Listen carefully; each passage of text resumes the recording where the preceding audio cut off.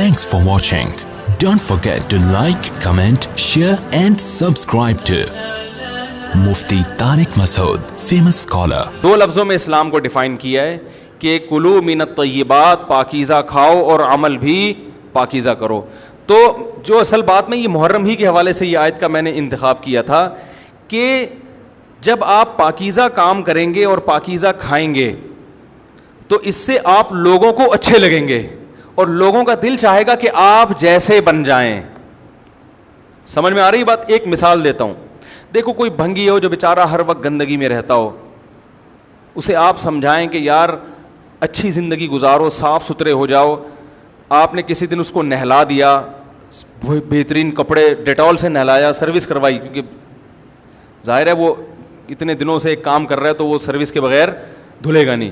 Service کروائی آپ نے اس کی, خوب نہلا دھلا کے اس پہ اسپرے چھڑک دیا آپ نے, اور 3 دن تک کنٹینیو یہی کام کیا, تو آپ مجھے بتاؤ اس کو برا فیل ہوگا یا اچھا فیل ہوگا؟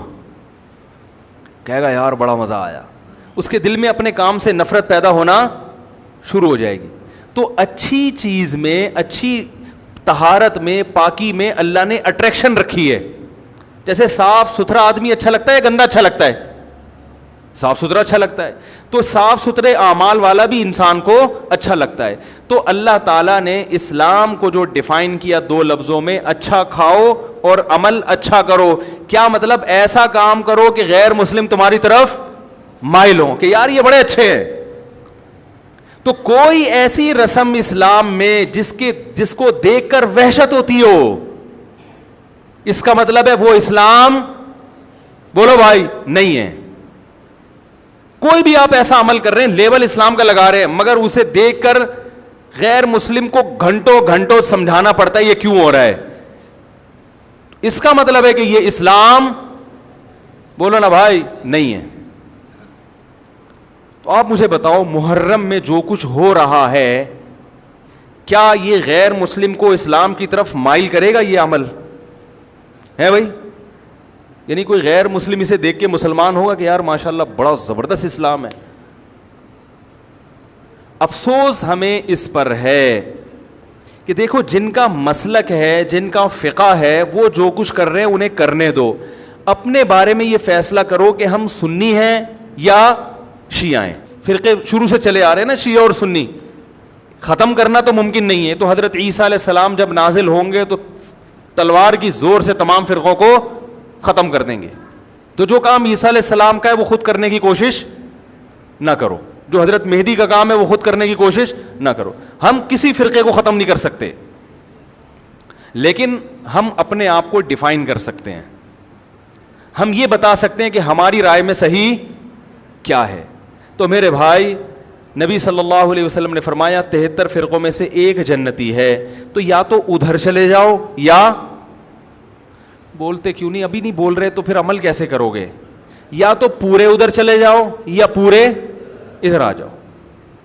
مجھے خدا کی قسم اس پر کوئی اشکال نہیں ہوتا کہ شیعہ لوگ ماتم کیوں کر رہے ہیں, شیعہ لوگ یہ سب کچھ کیوں کر رہے ہیں, وہ جو ہے وہ مرثیے کیوں پڑھ رہے ہیں. مجھے اس پر اشکال نہیں ہوتا. ان کے دلائل ہوں گے ان کے پاس, ان کے علماء ان کو بتاتے ہیں. وہ کب کہتے ہیں کہ ہم سنی ہیں, وہ کب کہتے ہیں کہ ہم صحابہ کو حجت سمجھتے ہیں؟ ایک چیز کا انہوں نے دعویٰ ہی نہیں کیا, تو ہم ان پر وہ کیوں تھوپیں ان کے سر پہ؟ لیکن میں آپ کی بات کر رہا ہوں, میں ان لوگوں کی بات کر رہا ہوں جو اپنے آپ کو سنی کہتے ہیں. تو بھائی پھر سنی ہو تو جو اہل سنت والجماعت کے جو چاروں مکاتب فکر ہیں, حنفی, مالکی, شافعی, حنبلی, اہل سنت کے ہیں نا, ان کی کتابوں میں کہیں بھی اس طرح کی کوئی چیز, بولو بھائی, نہیں ہے. ماتم کرنا اہل سنت کے ہاں جائز نہیں ہے. نبی صلی اللہ علیہ وسلم نے میت پر چیخو پکار کرنے کو حرام قرار دیا ہے. نوحہ کو جو میت پہ رونا پیٹنا ہوتا ہے, گریبان چاک کرنا, اس عمل پر آپ صلی اللہ علیہ وسلم نے لعنت فرمائی ہے. صحیح بخاری صحیح مسلم کی حدیثیں ہیں. حضرت جعفر طیار رضی اللہ تعالی عنہ نبی کے سگے چچا زاد بھائی, میدان جنگ میں شہید ہوئے, 4 بیویاں بیوہ ہوئی ہیں, چھوٹے چھوٹے بچے یتیم ہو گئے. آپ نے ان کی بیویوں کو زور سے رونے کی اجازت نہیں دی. اتنا غضبناک ہوئے جب وہ باز نہیں آئے, آپ نے فرمایا ان کے منہ پہ خاک پھینک دو, حالانکہ بیوہ ہوئی ہیں, قابل ترس ہیں, لیکن چیخ کے رونے کی اجازت, حالانکہ وہ تو اہل بیت میں سے تھے, حضرت جعفر طیار ظلماً شہید ہوئے تھے. ہماری نظر میں حضرت حسین رضی اللہ تعالی عنہ کا قتل کربلا میں یہ تاریخ کا بدترین ظلم, اس لیے بدترین ظلم کہ آپ غیر مسلموں کے ہاتھوں شہید نہیں ہوئے, بلکہ ان لوگوں کے ہاتھوں شہید ہوئے جو اپنے آپ کو مسلمان کہتے تھے, اور مسلمانوں کی قیادت اس وقت ان کے ہاتھ میں تھی, حکومت ان کے ہاتھ میں تھی. لیکن اس ظلم پہ اہل سنت والجماعت کے ہاں, جو سنی ہیں, ان کے چاروں مکاتب فکر کے ہاں نہ رونے پیٹنے کی اجازت, نہ نوحہ کرنے کی اجازت, اور نہ میرے بھائی ماتم کرنے کی اجازت. میرے بھائی آپ لوگ اللہ کا واسطہ محرم میں مرثیے نہ لگائیں. ہر گاڑی میں کوئی نوحہ چل رہا ہے, کوئی شیعہ ہے تو ٹھیک ہے وہ کرے, سنیوں پہ یہ کام زیب نہیں دیتا, کیونکہ یہ منافقت ہے. پتہ ہی نہیں چل رہا آپ ادھر ہو یا آپ ادھر ہو, آپ کا مسلک کہیں نہیں پتہ چل رہا. ہمیں ایک مسلک کو فالو کرو. ہمارے ہاں محرم منحوس مہینہ نہیں ہے, ہمارے ہاں محترم مہینہ ہے, مبارک مہینہ ہے. امہات المومنین میں سے بعض کی اس مہینے میں شادی ہوئی ہے. ہم شہادت کو نحوست نہیں سمجھتے. 10 محرم پہلے سے مبارک تھا, حضرت حسین کی شہادت کی وجہ سے اور مبارک بن گیا, منحوس نہیں بنا. شہادت مبارک عمل ہے, منحوس نہیں ہے. ہم اس مہینے میں کالے کپڑے نہیں پہنیں گے, ہم اس مہینے میں خوشیاں منانے کو جائز سمجھتے ہیں. لوگ کہتے ہیں ان کو حسین سے محبت نہیں ہے. محبت کا جو طریقہ حسین نے بتایا اس طریقے پہ عمل کرنا حسین سے محبت ہے. جو طریقہ حسین سے ثابت نہیں ہے اس طریقے پہ محرم کو منانا یہ محبت کا طریقہ ہماری رائے میں نہیں ہے.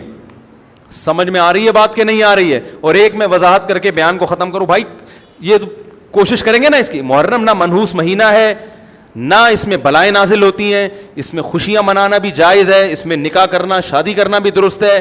یہ جو مشہور ہے محرم کی شادی ناکام ہوتی ہے 100% غلط ہے. جو شیعہ حضرات ہیں وہ بچیں اس سے. ہمارے ہاں یہ بالکل اس کی اجازت ہے, آپ محرم میں نکاح بھی کریں, محرم میں آپ اپنے بچوں کا عقیقہ بھی کریں, آپ اس جو ہے جو بھی خوشیاں ہیں آپ اس کی کریں, تاکہ اسلام کا جو رخ ہے نا, اسلام میں کوئی مہینہ منحوس نہیں ہے, تاکہ غیر مسلموں کے سامنے کم از کم ہماری طرف سے جو اسلام پیش ہو وہ یہ والا ہو, ان کی طرف سے وہ والا ہو. غیر مسلم کے پاس آپشن ہو کہ بھائی دیکھ لو ان میں جو اچھا لگتا ہے وہ والا اسلام آپ فالو کر لو, لیکن آپ بھی ویسے ہی بن گئے تو پھر اسلام کا ایک رخ جائے گا ان کے سامنے.